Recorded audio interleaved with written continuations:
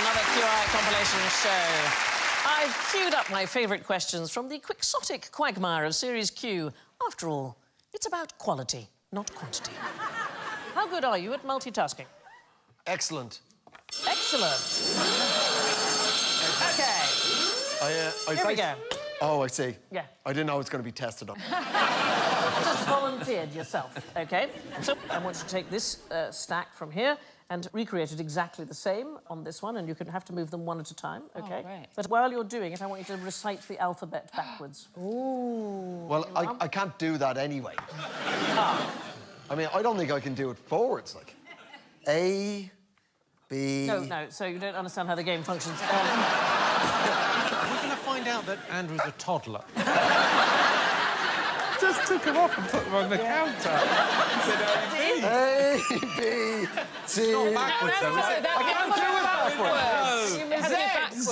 And put them on the middle one. OK. Listen to me. Here we go again. Z, Y... Keep them on the post. Backwards. X... Move them one at a time. No, middle one. What's wrong with this? No, don't help him. I love this, because as I said... Z, Y, X, W... V... U... Don't pretend you could do this. So why did you say that you are good at multitasking? I'm a man and I like to brag. I had a moment on a flight last week, actually, when I was flying from Aberdeen to Shetland. And I was with my tour manager, who's also a big chap, and we sit next to each other because we're pals. And there was hardly anyone else on the flight. It was only a small plane. And the stewardess came over and she said, Mr. Manford, Mr. Isaac, she said, would you mind separating and sitting on either side of the plane? Oh, no. Weight distribution. Weight distribution! You're as heavy as a wing. So he's going to land like this if we... Well, that's what you should have done. We will at the start. Yeah. But during the flight, we're going to set you a series of challenges. Zigzagging about the plane. First time in the history of the world where turbulence is a person. Yeah. When you're a doctor, you only have to know how one, organism works. But when you're a vet, yes, people come in with, oh, my stick insect's got eczema. And then someone else is like, this horse is going to explode! It's gonna blow. Is it ticking? That's the ultimate Trojan horse. I think animals are like cars. They all work the same way, really. We've spent a fortune on my cat. I've spent over £1,000 in the last 2 years on my cat. £1,000? Trying to make it into a dog.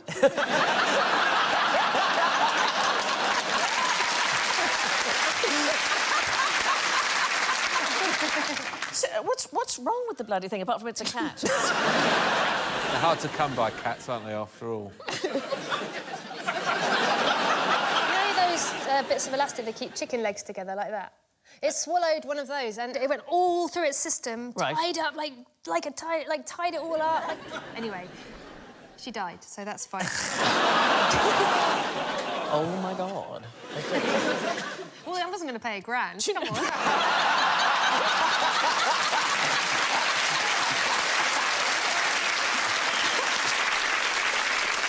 Up until 1826, the Palace of Westminster kept all its financial records on something called tally sticks. So you had a stick and you split it in two when you issued a debt, and when the payment was made, the two sticks were tied back together again. Wow. But eventually, of course, paper records superseded the need for these, and now they'd got a lot of old wood, so they decided to get rid of it. The obvious idea was to burn it. So on the 16th of October, 1834, the clerk of the works, who's in various records called Mr. Wibbly or Mr. Woobley, he ordered 2 cartloads of these tally sticks to be burnt. Mr. Wibbly Wobbly? Mr. Wobbly Wobbly, yes. Mr. Wibbly Wobbly, get rid of the sticks. Get rid of them, Mr. Wibbly Wobbly. Rid of the sticks, you want? So Mr. Wibbly Wobbly decided to burn 2 cartloads of these tally sticks in the basement staves at the Palace of Westminster, and the resulting fire burnt down both the House of Lords and the House of Commons. What an idiot, Mr. Wibbly Wobbly. Didn't feel good about it. He should have known. Yeah. What have I done? Put a you entrust this job to? Now, don't get angry. It better not have been Mr. Wibbly Wobbly. So here's a nice thing, apart from the toad sausages. One of the ways they're thinking now of saving the quoll is to turn them into pets. There are people who say that you should have them instead of a cat, and in fact, they're rather sweet. They can be trained. They can use a litter tray. They weigh about the same. Yeah, sweet, really sweet.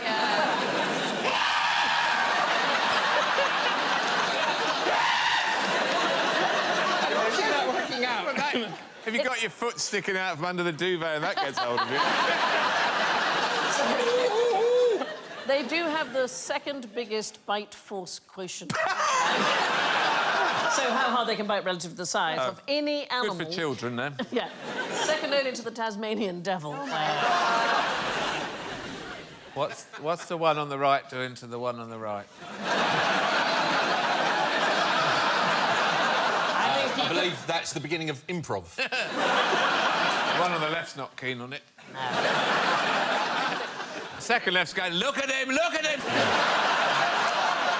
Look at him or I will torch you!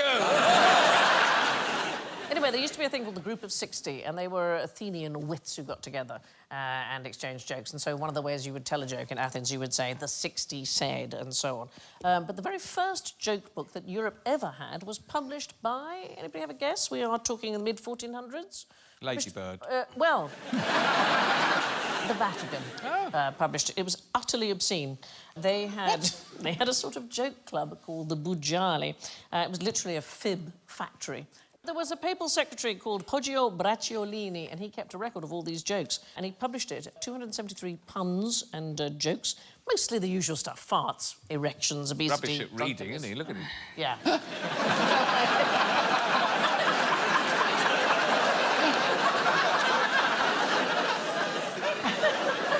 Excuse me, is that Athena? The frame of my picture has fallen on my head. For what sort of business would you want to use a queer plunger?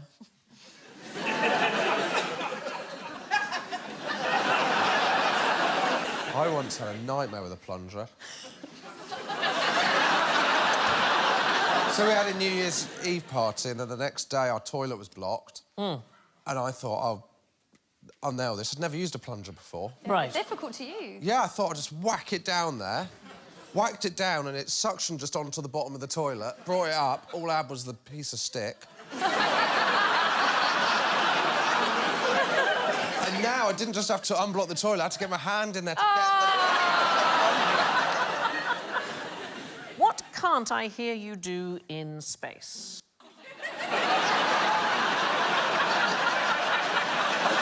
Screaming sound?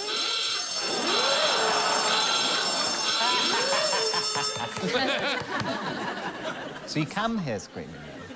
Well, it's a vacuum, right? Sound can't reverberate. But there are conditions where you could hear a scream, and that is what I'm going to come to. Yes, I know, but she for got you there. No, she has not got me there, because the question as it was presented by my learned friend was, what can we hear in space? Answer scream, and I said, because space is completely silent, which he said, and I went, did I just talk to myself? No. Because I thought I just said Because that. I did not say... Oh, God, I wish I was in space!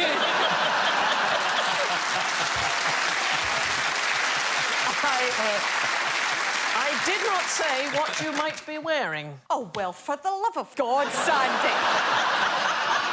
This is like this picture was a clue. So, sound is caused by the vibration of molecules, and if you didn't have a spacesuit on, it would be almost impossible to hear anything at all. However, astronauts can talk to each other by touching helmets. So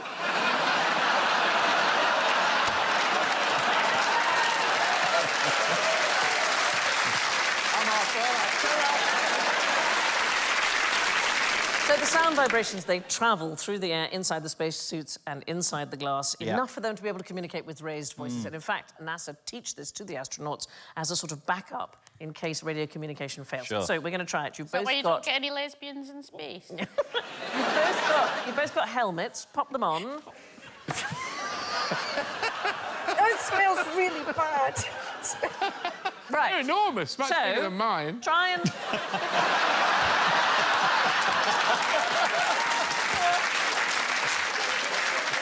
It's much bigger, but mine looks exactly like Caesar. Stand up and touch helmets and see if you can, if it helps you to hear. Now talk to each other. Hello. I've always loved you. I just like... Does it make a difference? Hello. Hello. Not really, Sandy, I'll be honest. We can't hear you. Can I take it off now? No. Yeah, no, go ahead. Could you feel the vibrations through the helmet? I don't think I could really hear, but I don't really understand her at the best of times, so... No, that is fair.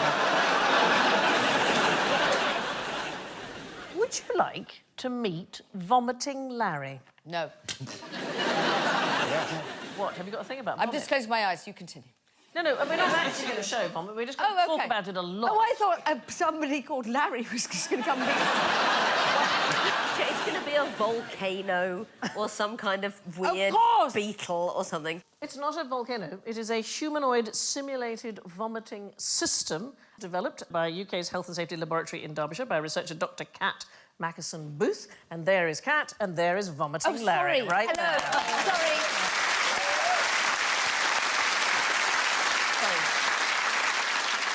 Kat, I believe that Larry can vomit on command. He can. Why would you invent such a thing?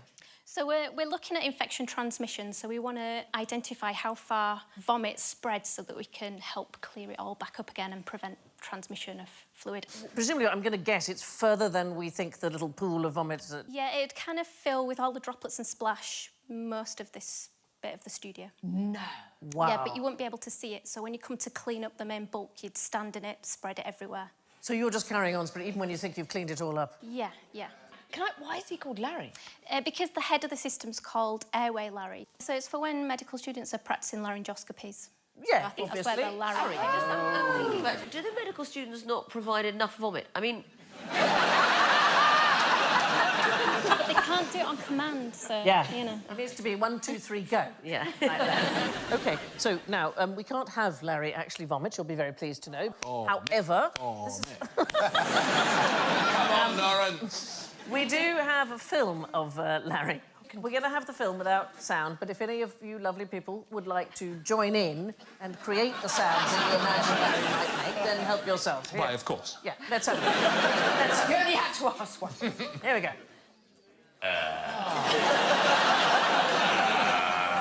I'm dying.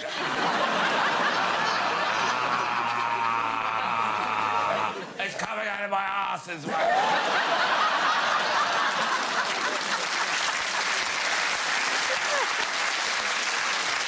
You know when you're being... and you can't turn around quick enough because you know it's going to... Oh, no. God.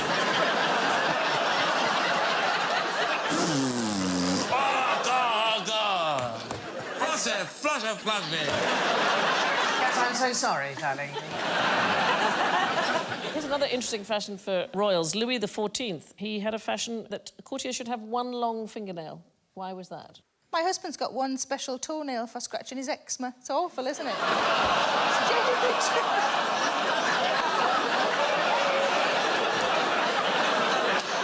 Is that the sort of thing you're after? I feel in this show you and I are in danger of oversharing. And you seem to be fine with that, though. That's... Yeah, as long as he keeps it to himself, I'm all right. Right. Yeah. He hasn't really, has he, now? No. He's only told me quite recently, and we've been together for nearly 15 years. So there's nothing I can do about it now, is what I'm saying. Yeah. I'm stuck with it. Except maybe pay more attention in the future. So the one long fingernail, what do we reckon? Is that a cane that he's leaning on, or is that the fingernail? No, he didn't have the fingernail, so it was the courtiers who had... Everyone else had to have the fingernail. Yes. Is it to do with his anus? Let me just get that out of my head. What's it doing in your head? Just imagine it.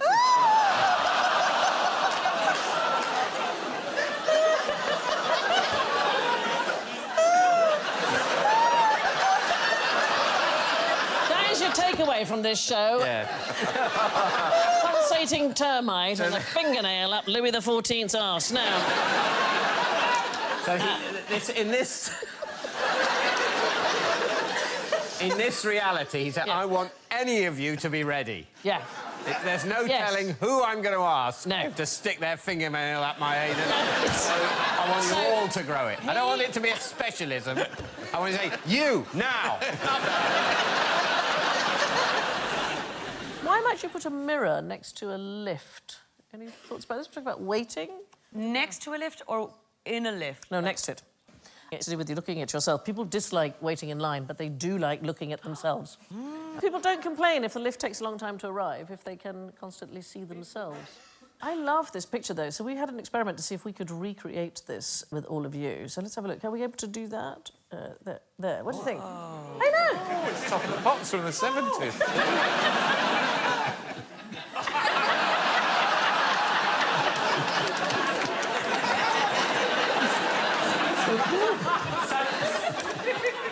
I love it. It's like a giant centipede. That's brilliant. That's really good fun. Wow! Can we do like the swimming thing where we go...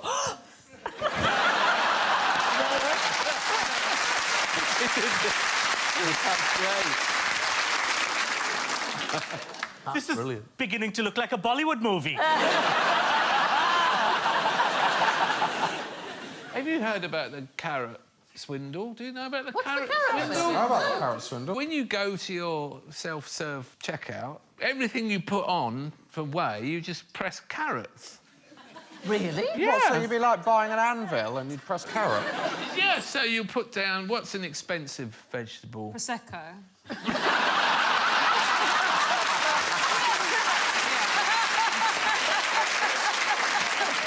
So you paying everything for his carrots? I'm not doing it, Josh. I'm a very honest customer. Where did you learn this? From a reindeer.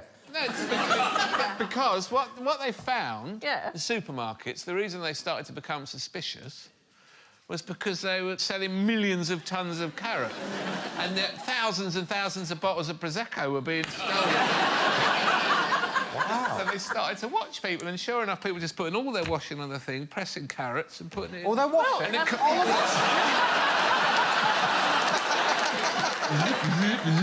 People were putting all their shopping on the thing, pressing carrots, and they've got 6 bags, they paid 12 quid. Theft from self-service tills has doubled in the last 4 years. So you should not put this information out. I'm doing it for Sainsbury's. Yeah. Yes. But Alan, when you put your washing on, what should you press?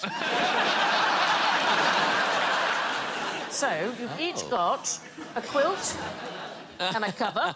Right. Oh. So we're going to have a very quick competition. Couldn't be easier. To see who can be quickest. Hang on. I haven't undone the bow yet. I haven't got my key. Get your quilt out. We're going to do it all at the same time. Wait. OK. OK. Is everybody... I can't find the opening, Sandy. Hang on. Can we open it? Where do we start? Can't find my thing. OK, ready? 1, 2, 3, No, go. I'm not ready. I'm not ready. I'm nowhere near ready. Oh, my God. Buttons up. Girls have got it. Hang on. Mine's buttons up. Yours didn't have buttons on it. Mine's buttoned up. That's not fair. Jimmy. Yes.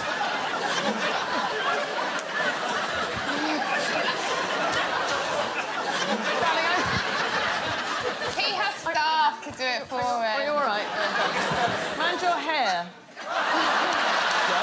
What happened? I think it's all right. I did, yeah. I mean... Jimmy, wow. I think I'm not the only one who's amazed it stayed on.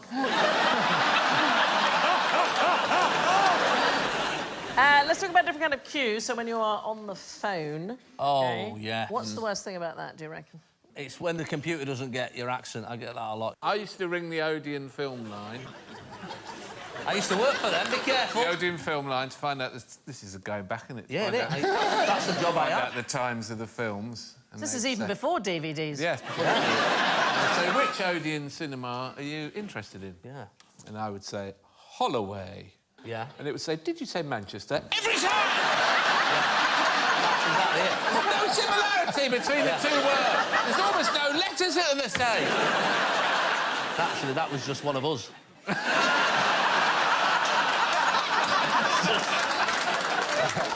Bolton, did you say Baghdad?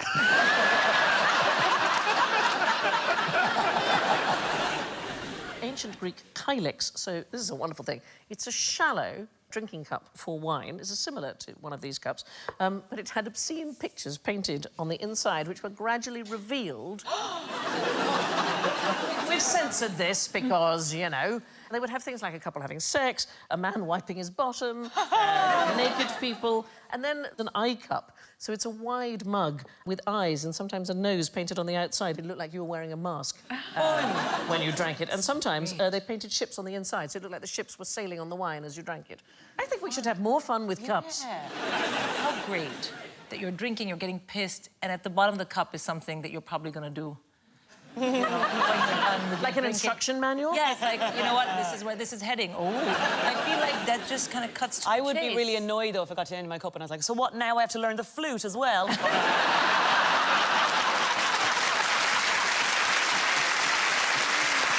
OK, so I just want to see what kind of audience we have in tonight.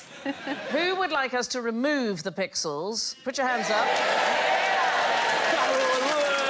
Who's quite happy with it being censored? Like, literally. Oh, my. No one at all. All right, let's The remove best the audience. pixels and see what's behind. It's going to be a flute. Literally nothing. Genuine disappointment. What a tease. Especially for him. Our queuing advice is to really rile people up by ignoring the instructions at an airport and standing on the left of an underground escalator. That's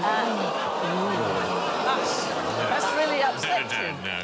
That's the You know, only that's thing I care about after Brexit. Yeah. Well, that's only down here that's a problem. That is London. It's only London. It's not even a... It's not even questioned anywhere else. Stand wherever you want. You stand wherever you want? Yeah, it's not a thing. Whatever you want. Just a thing down here. Stand on the right. Not in anywhere else. Fucking stand on the right.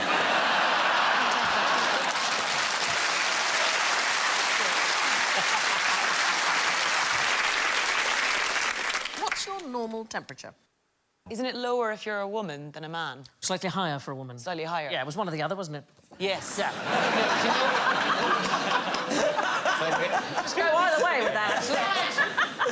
Because, you know, there's that stereotype of, like, turn up the heating, but I'm too hot, babes. It is an issue that office temperatures are set to male averages as opposed to female averages. Do you know a fact about Christine Lagarde, who's the head I don't know of the any IMF? facts about Christine Lagarde. Oh, well, you're about to bloody get one, Sandy. Let's swap chairs. Can I have your glasses for a second? Do you want some cards? Yeah. Oh, no, that's got all the answers on here. Have that. Of course, the interesting about Christine Lagarde that she used to do was that she... please stop laughing, darling. I'm trying to get to the fact. What's the most dangerous thing to do in bed? Tell the truth.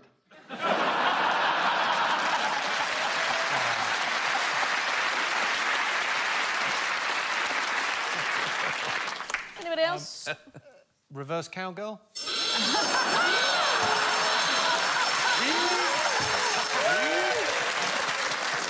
They had that locked and loaded? There was some suggestion you might say that, darling. Is it a particular favourite?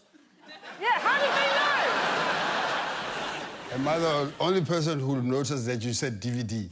I did say DVD, yeah. Who uses DVDs? Whoa, whoa. What do you... Unbelievable. Everyone just glanced over that like that wasn't a crazy thing to say. Like, You still use DVDs. I'm still on VHS, so. Yeah. I played the cassette only yesterday, and you know what happened? It got stuck. Do you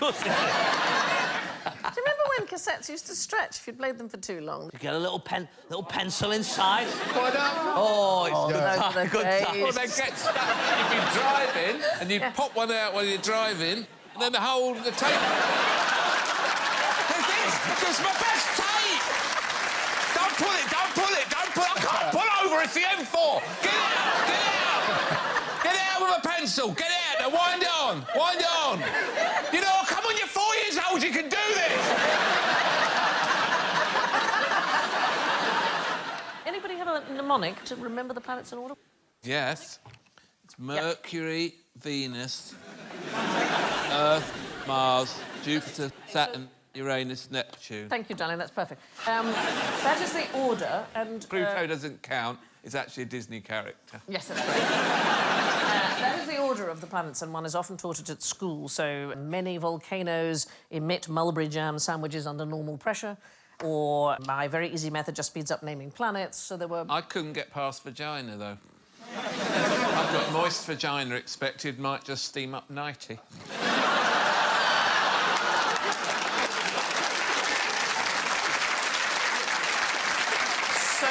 So weirdly, that's probably the one I'm going to remember.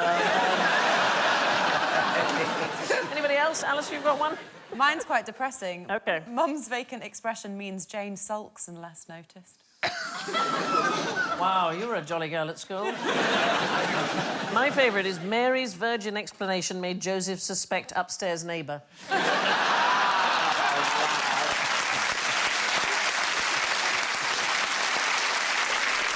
Right, Alan and Aisling, I've got an EastEnders-style script for you.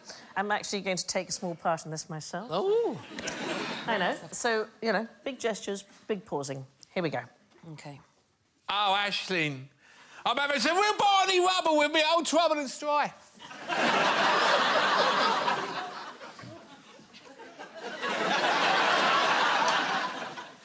She found... a pair of your Anna Wickers in my Lucy locket.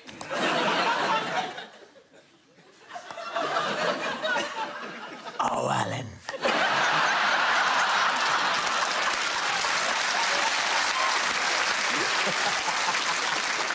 You absolute donor.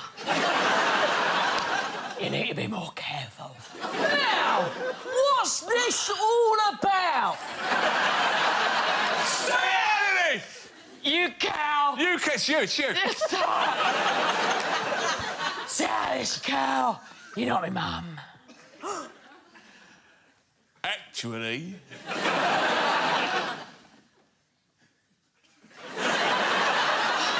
she is. And